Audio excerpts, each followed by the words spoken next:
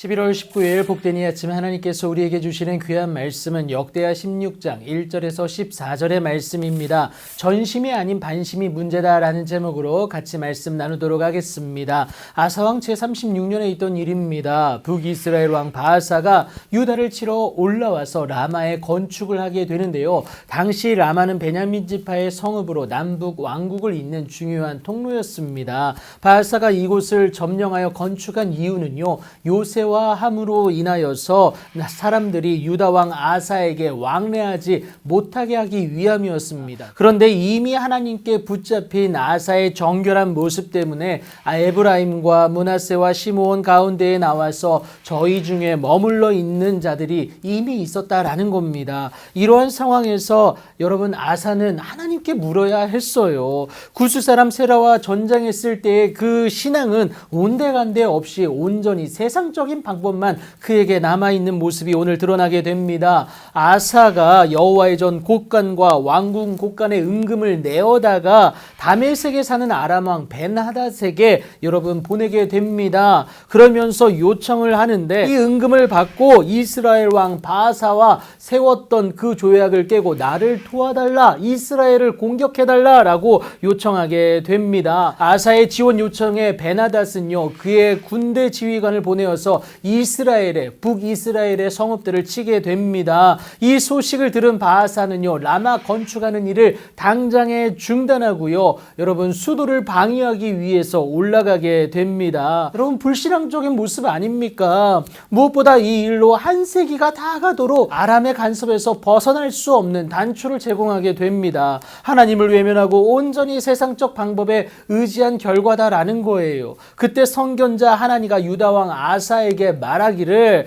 왕이 아람 왕을 의지하고 왕이 여호와를 의지하지 아니하였으므로 아람 왕의 군대가 왕의 손에서 벗어났나이다. 이 일은 왕이 망령되이 행한 것이 분명하기에 이후부터는 왕에게 전쟁이 있을 것입니다 라고 말을 하게 됩니다. 아사는 자신의 잘못을 책망하는 하나님을 옥에 가두었을 뿐만이 아니라 이 일로 말미암아 크게 노하여서 백성 중에 몇 사람을 학대하기까지 합니다. 온전히 하나님만 의지하여서 두 번의 종교개혁을 단행했고 그래서 왕실 내부의 신앙개혁까지 이루어냈던 아사의 모습은 도저히 찾아볼 수가 없어요. 더욱 안타까운 것은 왕이 된지 39년에 그의 발이 병들어 매우 위독했습니다. 병이 있을 때에 그가 여호와께 구하지 아니하는 모습이 그에게 있었다라는 거예요. 오히려 하나님이 없는 자처럼 세상을 의지하는데 자신의 회복을 위해서 하나님께 구한 것이 아니라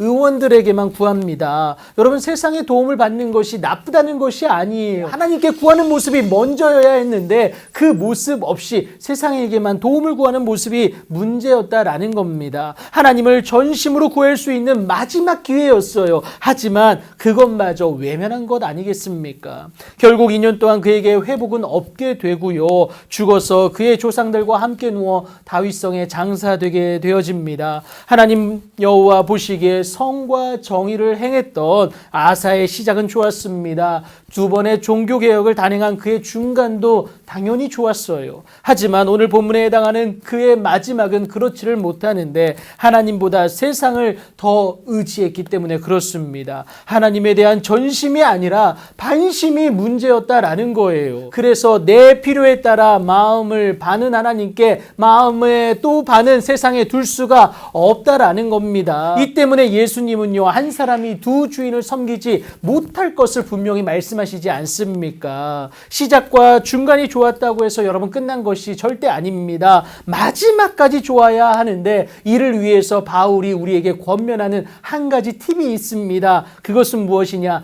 나는 날마다 죽노라. 여러분 하나님의 말씀으로 인하여서 나의 욕심을 죽여내는 모습이 필요하다라는 겁니다. 그리할 때에 반심이 아니라 전심으로 하나님께 나아갈 수 있기 때문에 그렇습니다. 오늘 여러분들의 시작은 또 중간은 좋았습니까? 그렇다면 마지막까지 좋을 수 있도록 날마다 나를 죽여내는 모습을 통하여서 하나님 앞에 전심으로 나아갈 수 있는 여러분들의 귀하고 복된 오늘이 되기를 예수님의 이름으로 축복합니다.